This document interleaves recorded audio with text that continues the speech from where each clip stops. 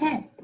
Okay. Oh, now it looks like it's live on Facebook. So. All right. Well, welcome everyone to Egg Harbor Library. Today we're really lucky. We have Dana here who's going to tell us about the boundary waters. And I'm out at my front desk, so I'm masked, as you can see. But this month we've been dreaming about traveling, and Dana's going to help us dream about the boundary waters. And I'll let him tell a little bit about himself. He'll give a little background, and then we'll get started. Thanks, Dana, for coming. Oh, yes. I have to apologize because this is the first time I've used Zoom. So if I have some technical difficulties, just bear with me. I started guiding up in the Boundary Waters in 1967. So that was my first experience up there. And then I guided while I was in college. 2 years ago, a friend of mine from Coeur d'Alene, Idaho, came in, and he has a YouTube station called For Expedition without the E, and he did an hour-and-a-half YouTube video of our trip. So that's all I'm going to do. I'm just going to show you that. No, I'm teasing. It's an hour-and-a-half video of the whole trip, but halfway through the trip, he actually interviewed myself and a couple of participants in the trip. And I think it would be a good way to start the session because it tells a little bit about my history and my background and how I got to be a Boundary Waters, actually quite a cool Boundary Waters guide. So should we try this, Janine? Yeah, let's give it a shot. Okay, so this is my video I want to share. So I just go back here, and where's my share screen? There it is. And there's the video. Let's see if we can get that up. Everybody see that? Yep. Okay, we're gonna enlarge it. You're still okay? Yeah, I'm just worried the audio might not come through. So let's see if the audio comes through. And if it does, okay. Great. If it doesn't, then just stop me. Okay? Let me put the audio up. Let's try it. Oh, yep. Well, you know, I was 15 years old, which is kind of ironic. That was 50 years ago that I came up here as a scout and took a trip and just loved it. Just a 9-day trip. We did about 70 miles through the man chain, and everybody else was complaining about how hard of work it was, but I just really enjoyed it. And when I got done with the trip, I got back to Charles L. Summers Canoe Base, and I said, how can you work up here? I want to work up here. So they said, well, we have a training program. It's called the Swamper Program. You can come up and you train for 2-3 weeks. I think it was about 2.5 weeks. And then you become a guide. So lo and behold, the next year I came up and I went through the training program, absolutely loved it, and started guiding. And I guided for 3 years. When I was 16, I drove a Suzuki 200 from Milwaukee to Ely, which is 9 hours in a car, 16 hours in a Suzuki 200. My dad he let me go, but my grandparents were mad at him. My mom was mad at him. Everybody was mad at him. But it was one heck of a motorcycle ride. I'll never forget that ride. Nice. Yeah. What kind of stories you got to share about that? Well, one of the first years I guided, I found out about Dorothy's Island, which is a 1.5-day paddle out of Moose Lake. A nurse out of Chicago came up here in the 1920s with her dad, and she fell in love with it. And she stayed with the fishing outfitters that they went to go fishing, and she squatted on an island 1.5 days out of Moose. You'd be paddling along right out in the middle of the wilderness, and this huge stop sign was on this island, and then we would stop, and Dorothy made root beer, and she had a little sign that said root beer that made Milwaukee jealous. That was her saying. She cut ice in the winter to keep it cold all summer, and then she'd sell it for 50 cents. So my scouts, I'd always tell them if we were going by there, bring money, and then we'd bring money, we'd stop and they didn't know why we were bringing money or what we were doing, and it was it was like, wow, out in the middle of the wilderness. And then when she passed away, the friends of Dorothy Moulter came in, disassembled her cabin and her outbuildings, and reassembled them in Ely, and there's now a Dorothy Moulter Museum in Cool. Ely. One of the neat things when you went there is you signed a book with your name and your date and everything else. At her cabin on the At her, island. yeah, on the cabin on the island. And then when they opened up the museum, all those books are there. And you can go back and look. And back in 1968, I can find my name with my crew and everything That's else. cool. Yeah. So it was history preserved by the people, yeah. And then in later life, I brought my family up here. And I probably brought them up here for, well, my son started when he was 3, and he finished when he was 17. And when he was 5, we were on Wind Lake, and he was just learning how to fish. And he was casting okay. Well, one of the casts went pretty much straight up in the air, hit the bow of the canoe, went straight down about a foot away from the canoe. And he's reeling it up, and he catches his first fish. He caught a northern. I mean, Was that pretty good size? oh yeah, it was an eating size. Yeah. And the funny thing is that my daughter was similar. We were on North Bay, and she was out casting, and the kids are having trouble. I think her line was all tangled up, and the lure just kind of, she cast it out, and she caught her first northern. They both caught northerns. Those are their first 2 fish. So you got a lot of good memories from. Oh, the family, when the family gets together, my kids talk about the Quetico in the summer trips that we took. Nice. How many times do you think you've been up here? Oh, I've been up here, in 50 years. I probably 40. There might have been 10 years in there that I missed. And some of those, you've been pretty much all over the. I've been in every lake in the Quetico, which is the, provincial park north of the Boundary Waters. The Boundary Waters I haven't spent a lot of time with because we just passed through. So now I'm spending more time in the Boundary Waters. There's designated campsites here where there isn't in the Quetico. There's 1 million people that visit the BWCA. There's 100,000 that visit the Quetico. Wow, nice, So, nice. yeah. Do you This think is you'll keep coming up? This is a very special place for me. I will. I don't know how my trips will be. They've really backed off. I mean, I'm Yeah. not doing as much as I used to do. And Yeah, like you said, you just bought a sailboat, right? yeah, and I bought a sailboat, and I got to tell you, this has been physically, a hard trip, but the work is always rewarded, and this trip has been a very rewarding trip. I mean, we've seen a lot, done a lot. Yeah. I've really enjoyed it, and this place has changed my life. I mean, I cut my teeth up here, and I learned the ways of the world actually by being a guide up here, and it kind of has stayed with me for my whole life. It has. So, Awesome. yeah. Awesome. Hey, well, thanks for sharing. Yeah. Hey, it's been great having you on the trip. It's been fun. Cool. So there you can see a little bit about my background. Any questions? yeah. So when did you stop guiding? I guided in college. In college, okay. Just the summers when I was in college, I guided. And then when I got out of college, I would go with friends. And then when I had my family, I started going with my family. And that was 2 years ago that that video that was just, that we made an 1.5-hour video. If you look at the comments, a lot of people say, we were just going to watch 10 minutes of this video, and we got stuck watching the whole thing. So it's a really well done video. So any other questions? Well, let me just tell you a little bit about how you should plan for a trip like this. This is not a trip like going to Cocoa Beach, Florida, and laying on the sun in the beach. This trip is physically demanding because you have to carry all your gear from lake to lake to lake to lake. So you want to be in fairly good physical shape. And once you're out there, you can get emergency services. They'll send a helicopter out there to get you, but it'll be in the range of $5,000 to $6,000. So you do not want to have a medical emergency 2 or 3 days away. And so there's quite a few precautions you want to take when you're on the trip to avoid any medical emergencies. Okay? But let's just talk about the pre-planning a little bit, about what you got to do.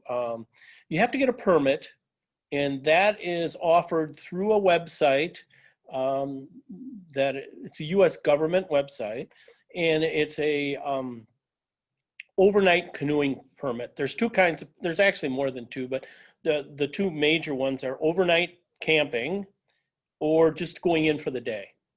You can just paddle in and paddle out for the day.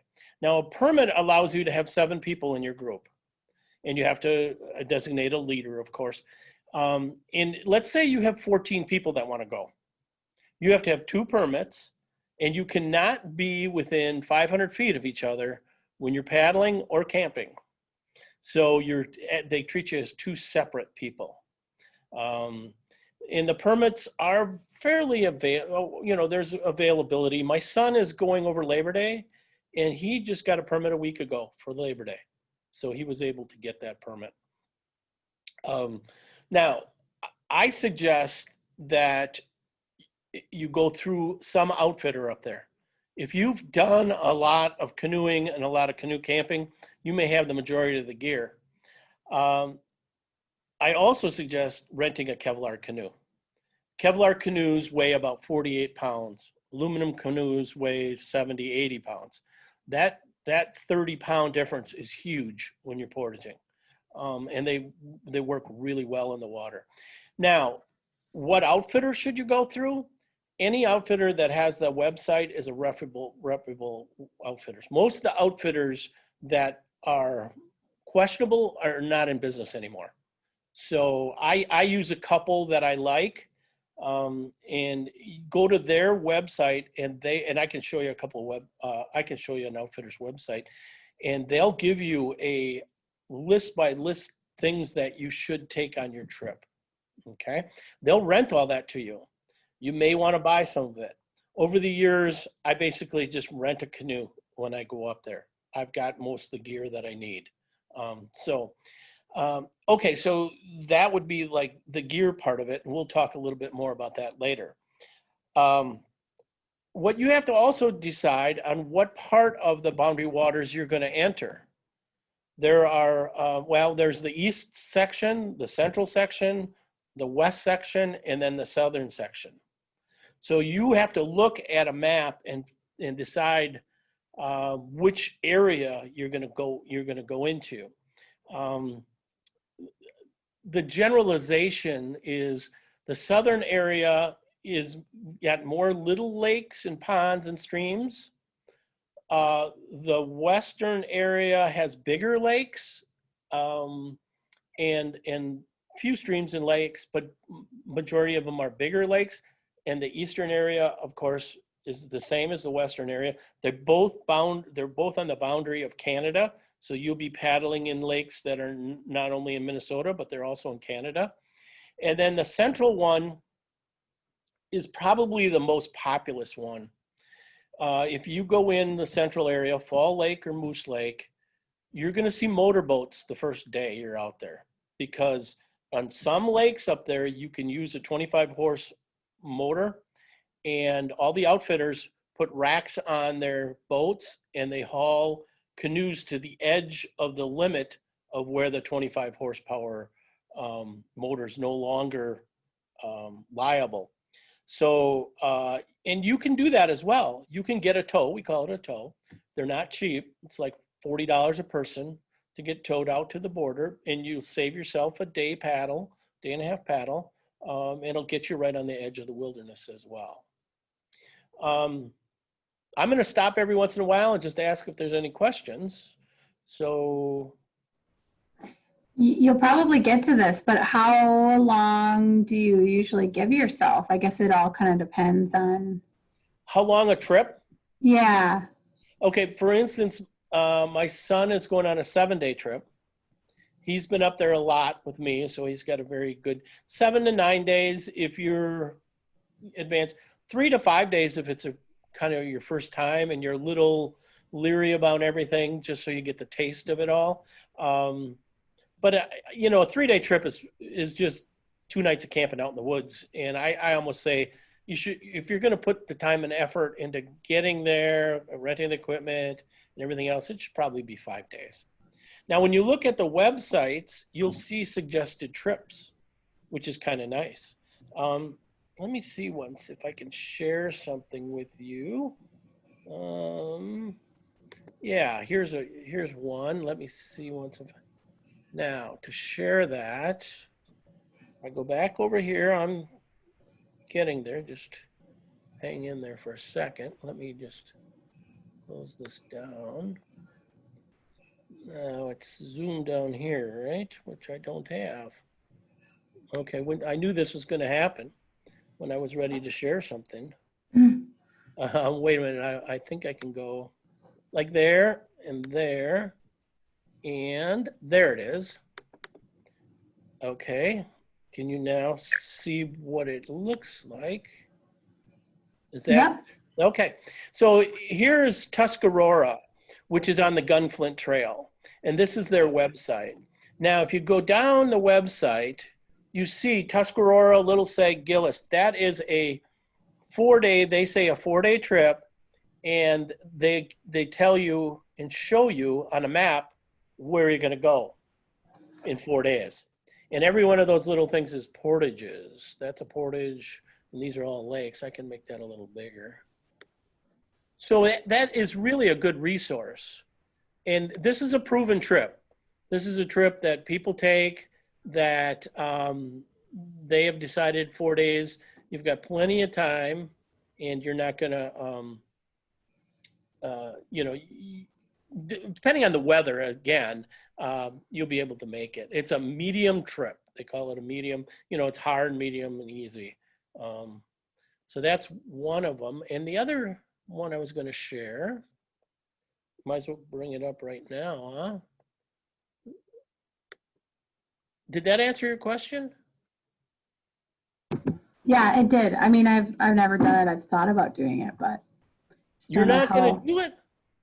No, I mean, I haven't done it yet. I've thought about doing it, and Okay. I just haven't really done any research. So that's why this is perfect. Yeah, yeah. Then the other one I want to show you, and I got to come back here and escape out of this, is this one I really like. It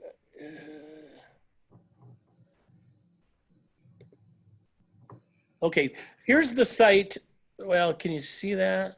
No, so even just go ahead and you could just pull it up right in that same browser that you got the Tuscarora in. If you just open a new Yeah, I tab. think I got it. I think I'm sharing it now. Yep, there you go. Okay. Now, this is the site that you'd want to go to get your permit. Okay, it's the recreational.gov, and they give you 3 notifications. Because of the COVID, they weren't giving out permits in the beginning of the season, and now they are. But this is where you would go to get your permits and the dates and stuff, you know, everything that you need. Okay. Then I want to share something else with you.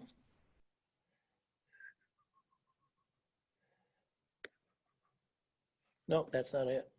I lost it. Okay, so let's just talk about, I'm going to close this all off.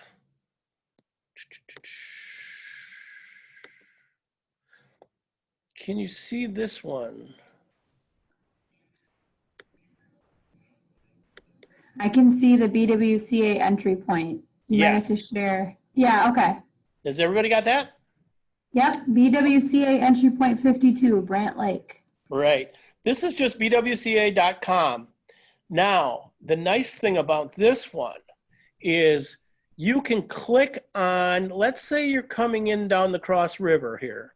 You're coming down the Cross River and you want to know how that portage is between Round Lake and into that beaver stream going the rest of the way. You can click on that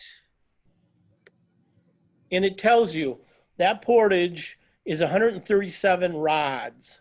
Now rods are 16 and a half feet. No, 15 and a half feet. I always say they're about the size of your canoe. So it's a 16 times 137, and it'll tell you if what kind of portage that is by clicking on this, and it tells you people rate them. So you could go through and rate them. This one was rated a 5 out of 1 to 10. Okay, and it's a good leg stretcher to get warmed up. It takes you into the BWCA. So if you wanted to comment, you could take your trip and you could come back here and you could make comments about like this particular person said it was a 6 out of 10. This one rated it 4.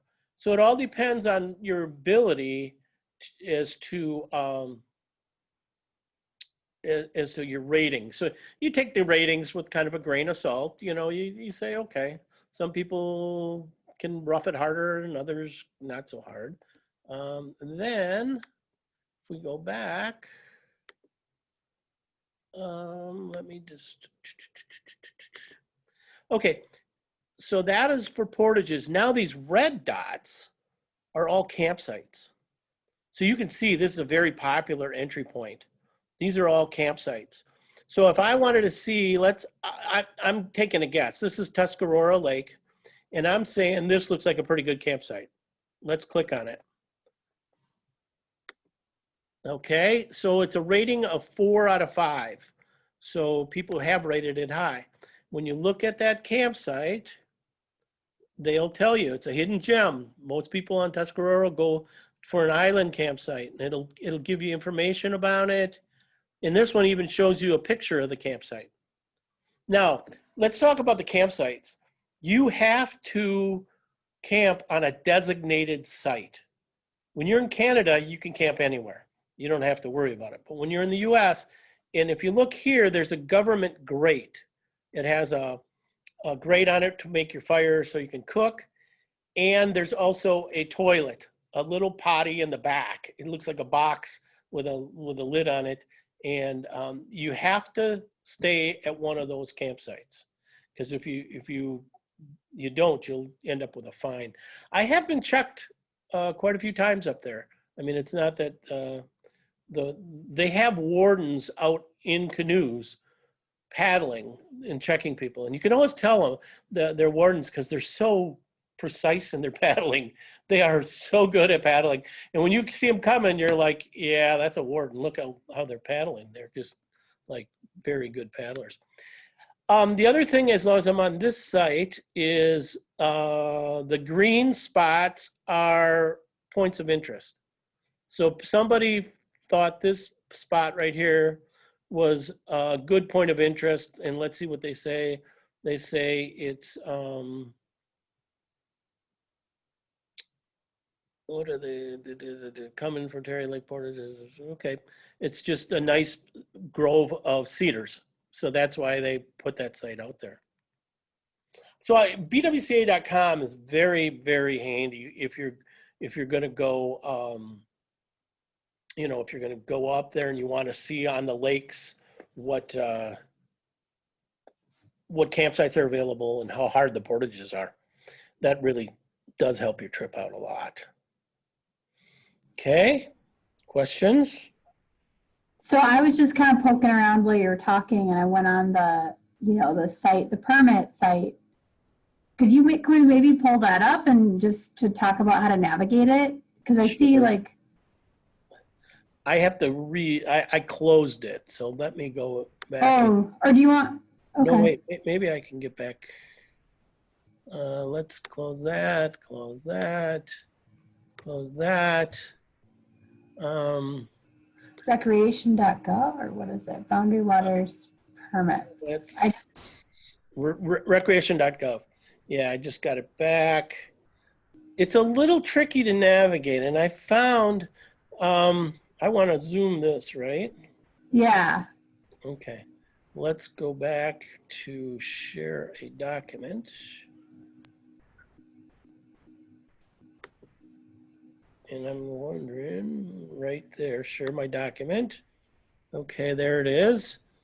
I am getting around on this thing. Now, can you see it? Yep. Yep. Mm-hmm. Okay, so we want to explore available permits. So we go there.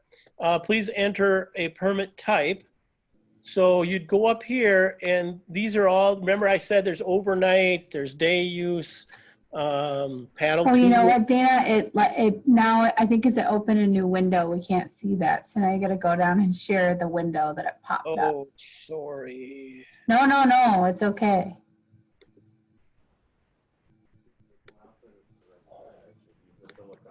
Oh, I forgot There you to go. say, Yep, Got it? here. yep. Okay, so then It's you sitting- go it's I don't know sitting- if I had to change the number. to check your permit, then you'd go to that window and you're gonna want an overnight paddle, okay? And we're just gonna keep this date in there. And it'll show you the dates that you want. And let's say next 10 days. So we put in next 10 days. Are you there with me? No, I think it popped up another window. Oh, no. Okay, then I'll go back and do that. How's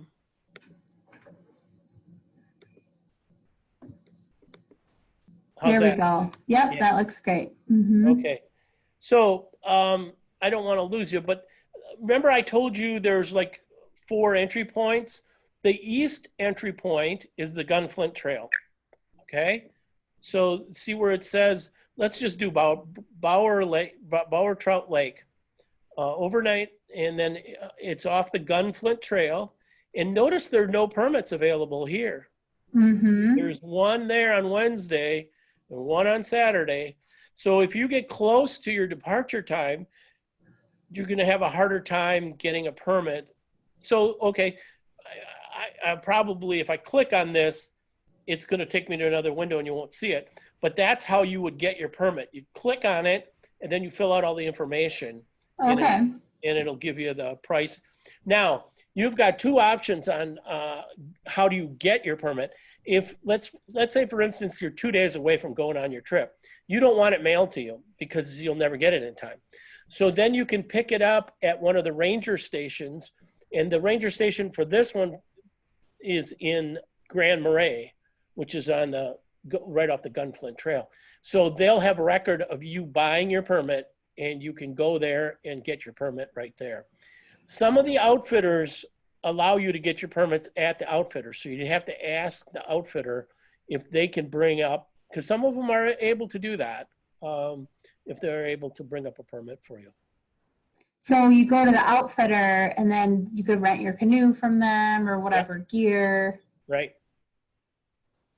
Now, just a word of caution. The outfitters make money by renting you stuff. Right. So they're going to want to rent chairs. They're going to want to rent everything. So kind of make an inventory of what you think you really need. I'm just going to tell a quick story about the bear rope. When you're out there, you have to be concerned about bears because there are bears in the Boundary Waters and the Quetico. In my years, I've never had a situation where I felt like my life was in danger. Never. One thing, you want to keep a clean campsite. No food laying around, nothing at all. I think I've had many bears come through my campsite. They never stopped. There was nothing to stop for. They just didn't smell anything and they just kept going. 2, you take all your food that you're camping out with, put it in one of the packs and hang it from a tree. Take a limb, go out about 10 feet in the tree and pull the pack all the way to the top of the limb. It should be up about 15 feet. That will ensure that the bears won't have easy access. And by the way, when you do that, don't strap your pack and buckle it all up, because of the odd chance that the bear gets it, he's going to rip it apart. And if it's all buckled and strapped, he'll rip the buckles and the straps apart. Whereas if you just leave it flapped open, he'll be able to unflap it. You know That's a what I'm good saying? tip. So now they do have bear boxes too that are very uncomfortable to carry. They're like 10-gallon, they're like a 55-gallon drum, but only 10 gallons. So you strap it on your back. It's very uncomfortable. I don't suggest getting one of those.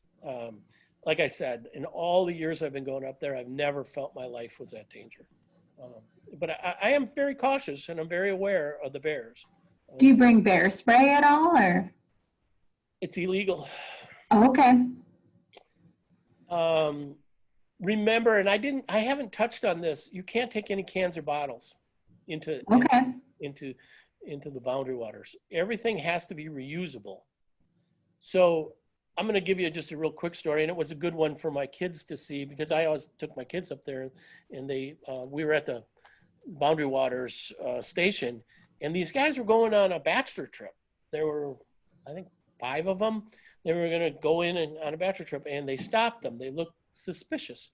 So the warden went through all their gear, and he found a pint of brandy. Well, they got a $3,500 fine and told they couldn't go in. And Wow. when the guy goes, $3,500, the warden said, we take our Cannon Bottle Act very serious. Now that So if he would have had it in like a reusable water bottle or something, you would have been fine. You just put it in an Nalgene and it's fine. Wow. I think that was a little high. I don't think it was quite that much money, but it was very expensive if I remember right. Yeah, everything has to be in reusable. And like, let's say you're taking macaroni and cheese. Take the macaroni out of the bottle, out of the box, and the cheese out of the box, and put it in 2 Ziplocs. I always double Ziplocs all my food. Granola bars, for instance.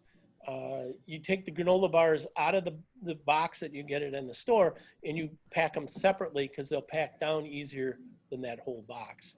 And you don't have that box to burn when you're out there. You know, you can buy most of the food that you need on the trail at a grocery store. Granted, go ahead. And what do you do about like firewood? Do you just bring There's a plenty of firewood. Bwca or okay? There's plenty of firewood, and you don't want to cut down live trees, of course. I don't take an axe, never taken an axe because it's too heavy. I take just a collapsible saw, and you'll find down firewood all around. My favorite firewood is beaverwood. So if I'm on a lake, I'll get in my canoe and I'll go around the edge of the lake looking for wood that was used in a beaver dam or a beaver house, and it's now floated up on shore and it's dried out. That wood burns the best. It really Okay. does. And now that you mentioned that, you have to watch out for fire warnings or that you can't burn a fire. So if you go in and they put a fire ban on, you can still burn a fire until you come out because you didn't know about it when you went in. But if they set the fire ban the day that you go in, you have to know about it, and then you have to have a cooking stove, a little Nalgene, MSR stove, or any of the popular stoves work pretty good. Yeah. Okay, so you figure out when you want to go, you get your Right. permit, you have, your group, maybe it's whatever, it's 4 people. Right. And then you bring like, 1 canoe per every 2 people, right? Would you Right. say You like can put 2-person three. canoe? You can put 3 in a Okay. canoe. You just put 1 in the middle. Last time I went, we had 3 people in a 22-foot canoe. Wow. And if you watch that video, you'll see that canoe. It was like a battleship. I've never paddled a 22-foot canoe before, but because we were going in some really big water, we wanted a long canoe. We didn't want to go with a 19 or 20-foot canoe because there were 3 of us and we're not not skinny minis. And so we got quite a bit of weight in that canoe. So we took Yeah. a 2-foot canoe out there, which was kind of interesting actually. Yeah. And then do you bring all the water that you need, or like, Oh. do you bring a purifying? Yeah, that's a good point. The purifier you want to get is the one, it's a bag type purifier where you dip it into the water and then you hang it in a tree and gravity filters it into your Nalgene. There are pump purifiers, but the one that, and my kids will tell you, they hated sitting down by the water pumping water because you've got to stay hydrated when you're out there, and you want to filter that water. Yeah, I mean, the water is, I drink the water out of the lake for many, many years before I purified it. But when I started taking my kids up there, we started purifying it. So the one, and I think it's made by Pure, it's the one you hang, and it's, I think, about $125. And the filters are only good for 1 trip because there's so much iron in the water up there. Okay. You got to replace the filter after each trip. So yeah, you definitely want to filter your water. Yeah, and then you bring, food, like obviously stuff that you can heat up pretty easily. And you've got your little, I think what we have is one of those little like pocket rocket ones, like Right. burners. It's just like a little teeny tiny guy that folds out. Yeah, those are good for just heating up water. Okay. The MSR, I think I'm not sure the name of it. It's like a blowtorch though. When you start it, it uses white gas, so you bring white gas out with you. You can do the whole trip with freeze-dried food if you want. I used well, when it first came out 15 years ago, 20 years ago, that's all I did for trips, and then I got sick of it. I'm just like, I'm going back to the way I did it in the 60s and 70s, where we just did food, that we made. And so you could, and I always like to bring one meal of freeze-dried just in case you got a day that it's really raining and windy and it's a real crummy day and you don't feel like doing a lot of cooking. You just want to heat up some water. But everything's pretty much like non-perishable that you bring, because how do you keep it cool if yeah. Exactly. The first, I've gotten used to doing this. I've got a collapsible cooler. Okay. By the way, should I stop sharing this thing, or are we good? Yeah, sure. Yeah, if you were just chatting, go ahead and stop sharing it. Yeah, there we go. The first day, I always bring a collapsible cooler, and I put ice in it, and I bring steaks. So we eat steaks on the first night. And then the ice we use in our drinks. That's the last time you'll ever see ice, that first night out. So that is, and then that collapsible cooler you can put in your, your backpack, and it's real easy. Cheese will last 3 days, maybe even 4.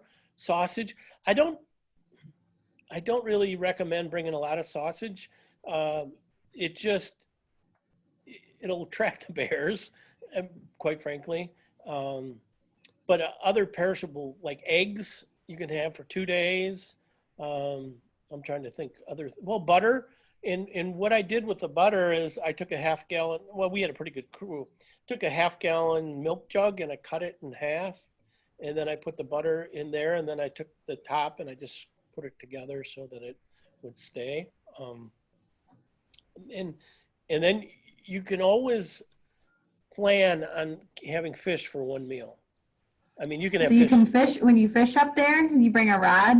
Yep, you bring. Oh, nice. Yeah, a rod and a reel. Now you disassemble them, and the rods you put on the long side of the gunnel of your canoe, and then the reel you put in your backpack, and a small tackle box. You don't want to take something that's real big, and then a collapsible net. So that all. And like I said, you could probably have fish at every meal if you want, because there's bass, northern walleye, nice. in almost every lake that you go into, trout.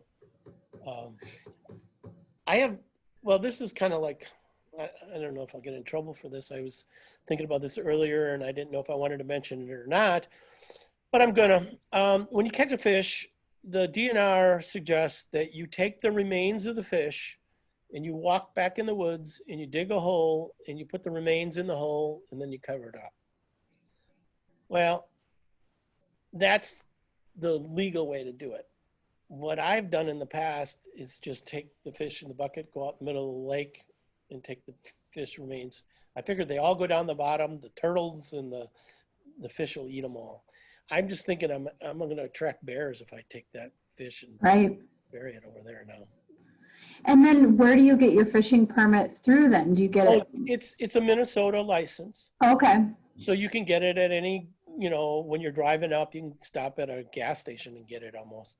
And they do have like 3-day, 7-day licenses if you don't want to get a whole a year license. So okay. Fish is a nice, that's a nice supplement to have up there. For sure. And it's fresh. It's so good. Yeah. Okay, and then you got your tent, obviously, and your sleeping bag, and sleeping bags. Let me just say a couple things about the tents and the sleeping bags. Sleeping bag can be a +30. Okay. So you don't need a a down plus 30 is fine, or a fabric plus 30. Your sleeping pad is very important. That's the thing you're going to sleep on. That'll keep the dampness off of you. So you want to get a thermarest, and thermarests are not reasonable, and they take up some bulk, but they're very well worth it. Now the tent can be just a small mountaineering tent that, you know, 2-man tent. You don't want to have a 6-man tent out there because it just weighs too much. And the backpacking tents work really well. I got to tell you, the last couple of trips I've taken, I slept in a hammock. I didn't even take a tent. And one of the reasons I did, well, there's 2 reasons. One is the hammock is so much smaller, and I had a net that went over the top of the EMO hammocks or whatever they are. And the second thing is I could put it down right by the lake. You can find 2 trees right by the lake. So I go to sleep, listen to the lake or the waves come up on the water. And I do have a fly that goes over the top of it. So I last time we went, it rained 3 days, never even got close to getting wet in my hammock. Now you say, you know, I can't sleep because my back is bent and everything else. Try putting your thermarest in the bottom of your hammock, and you'll see how I slept on my side. I can sleep on my side with my thermarest in the bottom of my hammock. And then I'm not fighting for a spot, because these campsites only have so many tent sites. There might be 2 or 3, maybe even 1.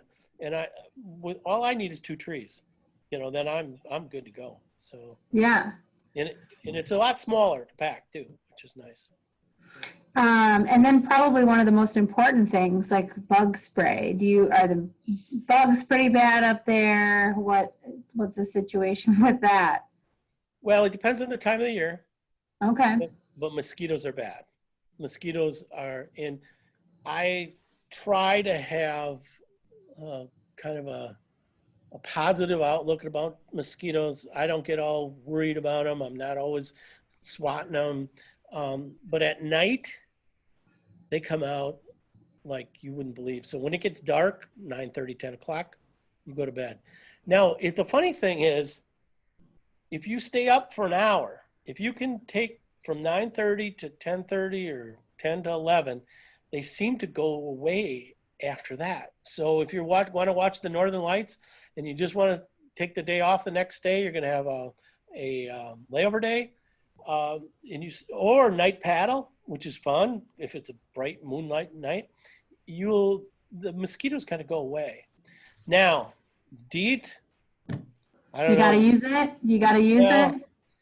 I'm telling you, for me, I mean, we tried Skin So Soft on my kids and all this organic stuff. The DEET does work, but I don't use it. I don't use any bug spray when I'm up there. I mean, I just try to take my mind over the matter and just not even worry about it. And I get bit, and I don't get too bad at welts, so I don't worry about it. Those neck, that you saw, I had one on. I can use that to put that up over my face when I'm portaging. If the mosquitoes are really getting bad, I just put that up and use it, to keep the mosquitoes off my face and my neck.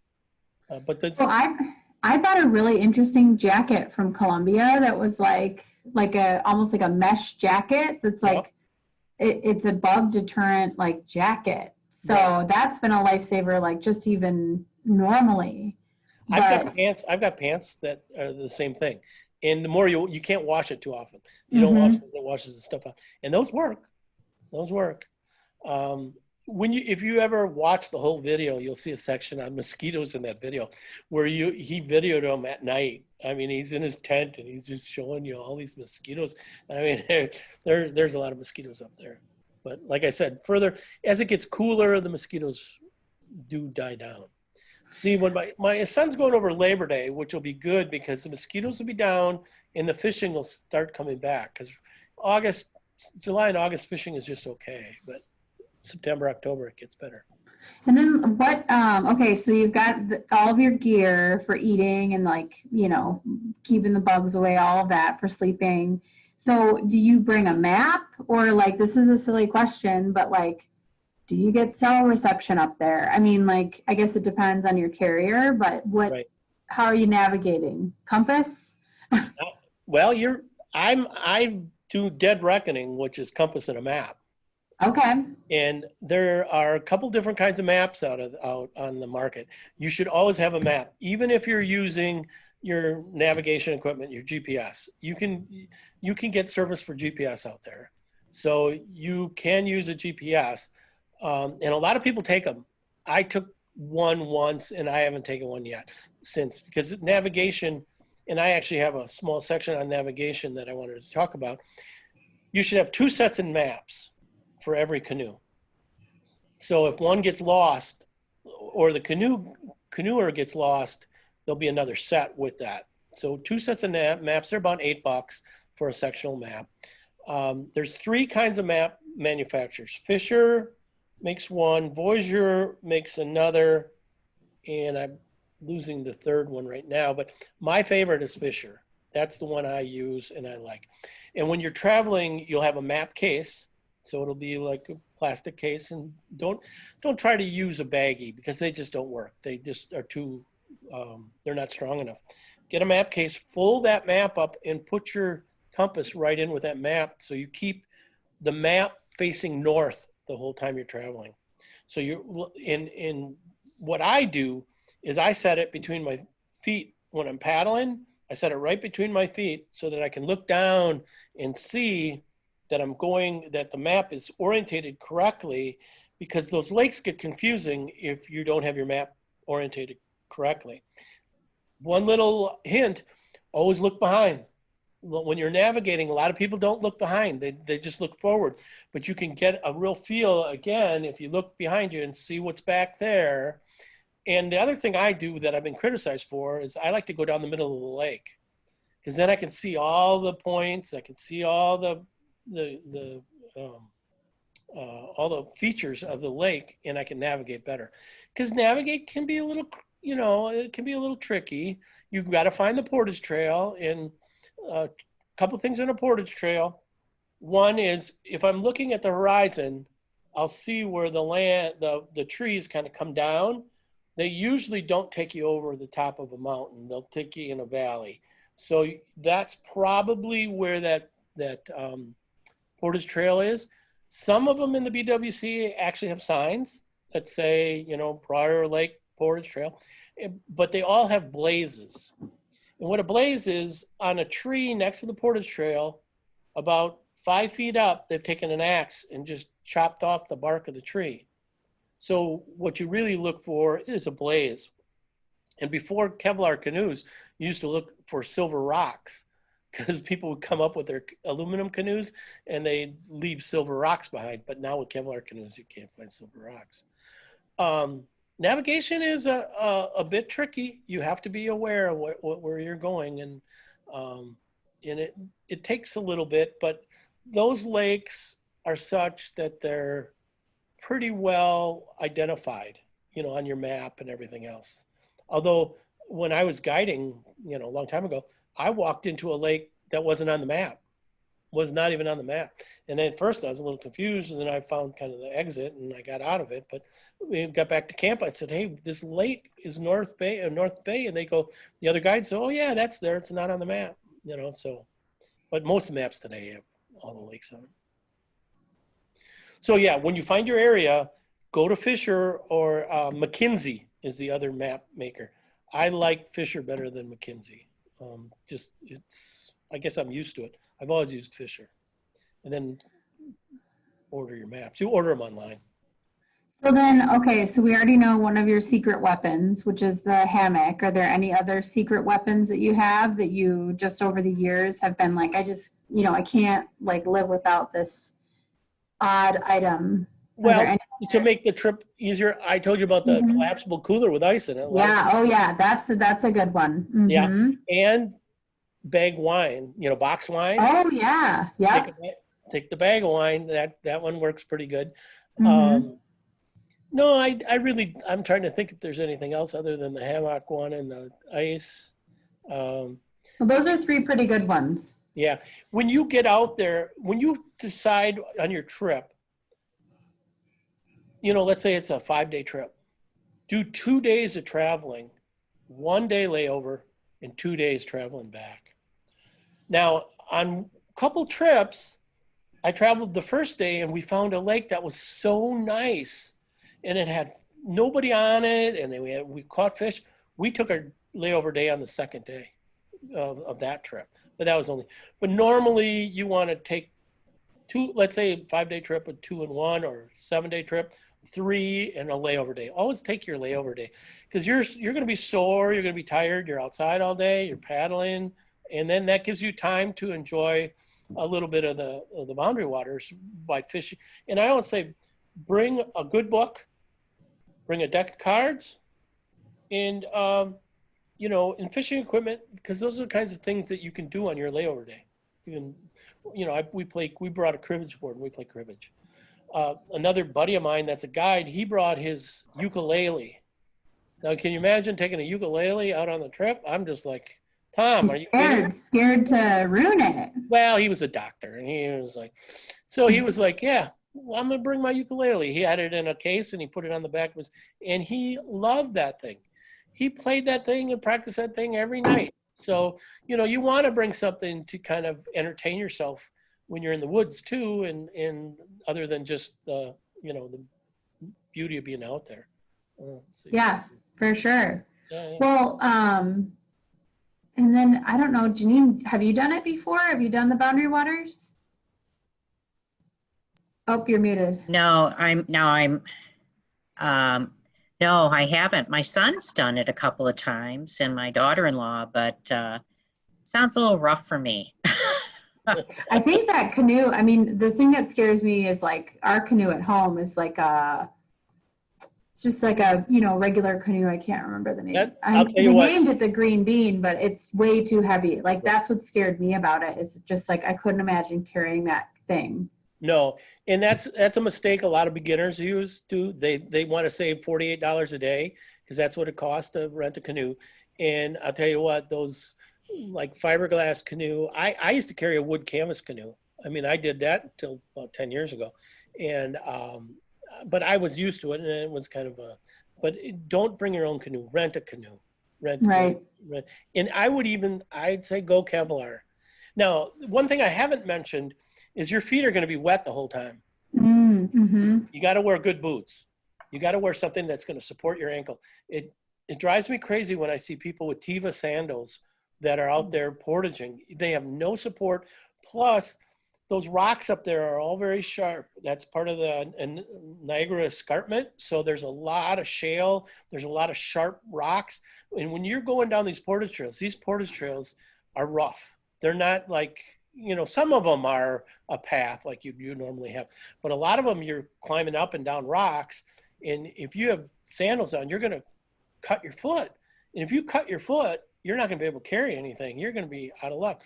So you want to get a good pair of like Merrill or Bass or one of the good boots, and buy them before you go on the trip and use them like a week or two before, so that you don't get blisters, so that you wear them in. Because when you watch this video, if you watch it, you'll see you got to go in the water to lift the canoe off your shoulders and to put the canoe on your shoulders. You never want to take that canoe and jam it up on shore, because that Kevlar will crack and break. I mean, then it'd be very expensive. So your feet are going to be wet, which is something hard for people to. It's like the mosquitoes. Mine don't matter. Just don't worry about it. Don't try to keep your feet dry. If you in all the years I've gone up there, and I've probably taken 100 people up there, I've only had one person ever keep her feet dry the whole trip, and she was a state gymnast that her specialty was the balance beam. She could go from one. I actually, the last day, I made her get her feet wet. She was mad at me because she didn't want her to get her feet wet. But normally you're gonna want to have a pair of Tevas or moccasins or tennies for camping when you stop. Yeah.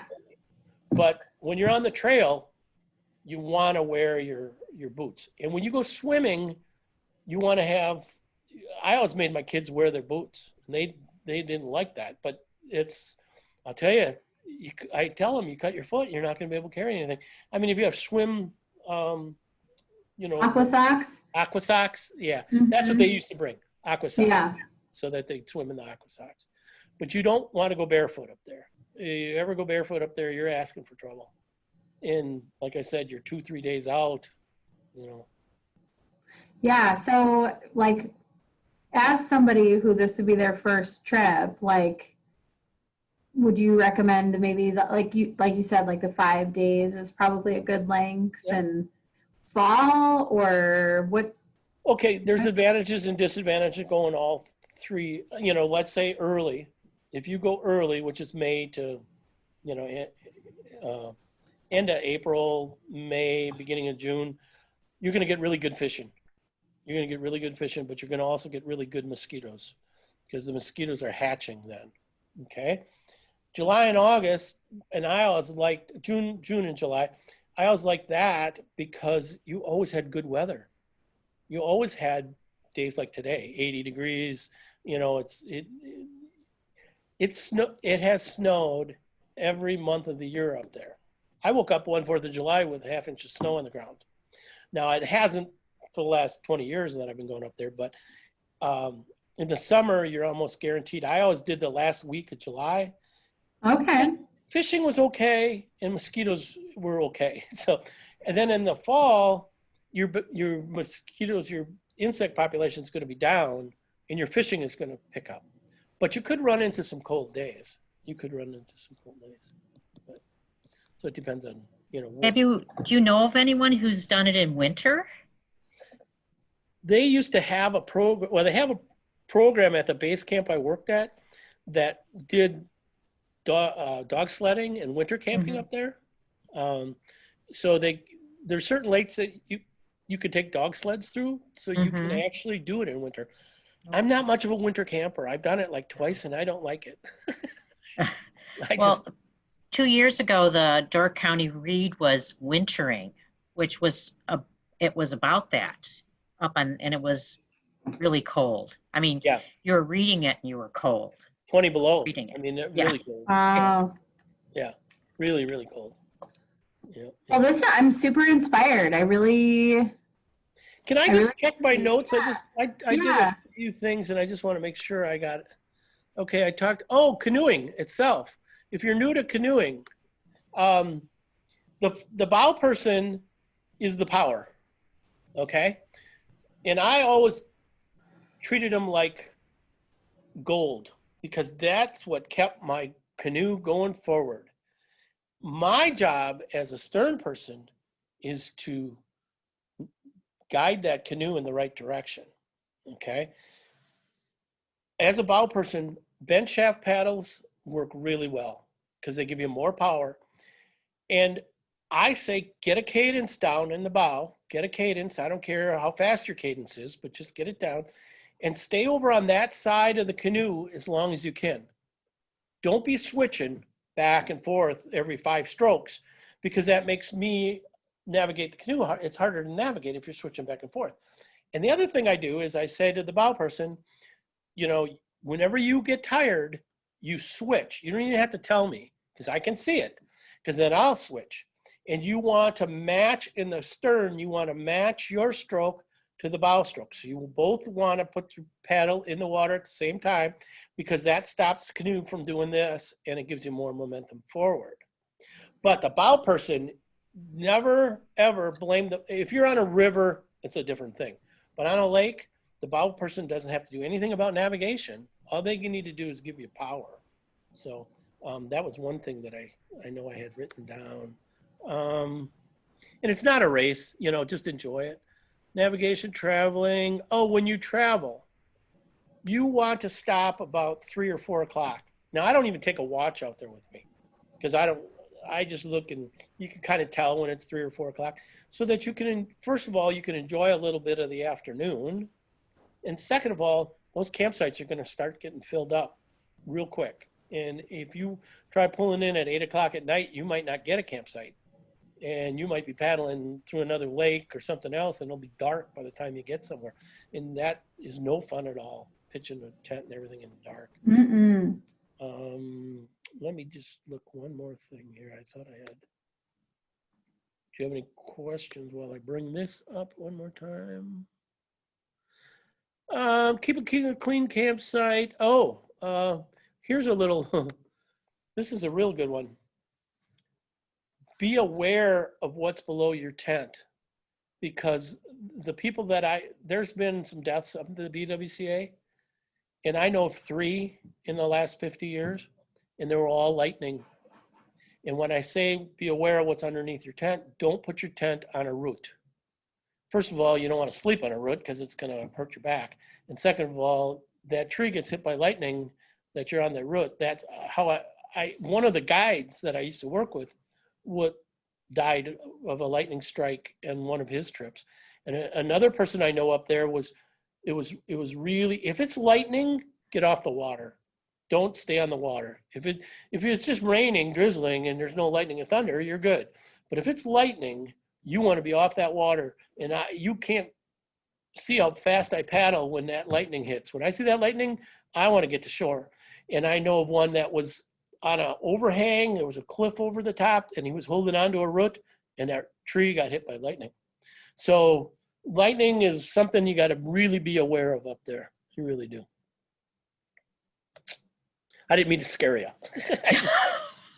No, I mean, it's a good tip. We want Yeah. honesty so that we can, Yep. prepare. What happens if you're sleeping in a tree? Don't sleep in a tree if the lightning is. Well, if I got my head between 2 trees, is it going to go? It might. I don't know. Yeah, Maybe you're it's right. the root because that's where it's like connecting with the ground. Right, because they start from the, I'm not sure. But lightning is something to be concerned about. Other than that, I think I've covered most everything. Yeah, I was going to look on Facebook and see if we have any questions that came in here. Sure. Got a lot of likes. Let's see. I don't have any questions listed on here. I feel like I kind of asked all of them that a new. Oh, that's fine. But Again, they're great. when you get started, go to an outfitter, go to Tuscarora, there's Paragus, there's, outfitters out of Ely, and just go to their page. They're so informed. And if you have any questions, you call them. They'll, they want you to have a great time so you come back, and they'll do everything Sure. to have a great time. Well, thank you, Dana. That was great. That Thank you so you much. shared that with us. I know Jess it's in your future.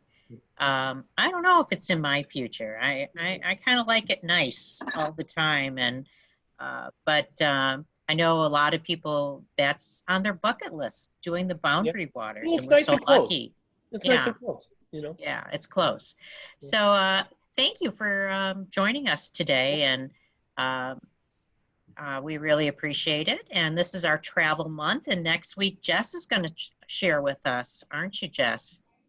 Yeah, I'm just going to share some tools for creating unique trips, kind of oddities and hidden gems, how to find them.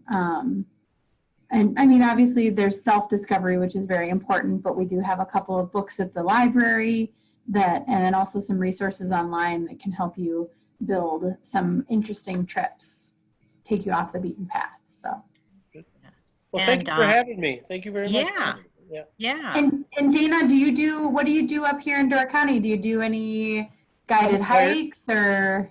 I'm retired. I said earlier, I have a sailboat, so I go Okay. a little sailing. I got a Harley. I do some fishing, and kayaking, whatever. It has a lot to offer. Door County has a lot to offer. I like being. Thank you. Yeah. Thank you so much. Yeah. Yep. Okay. Well, thanks everyone, and we'll see you next week, hopefully. Yes. All right. Bye. Bye-bye. Bye.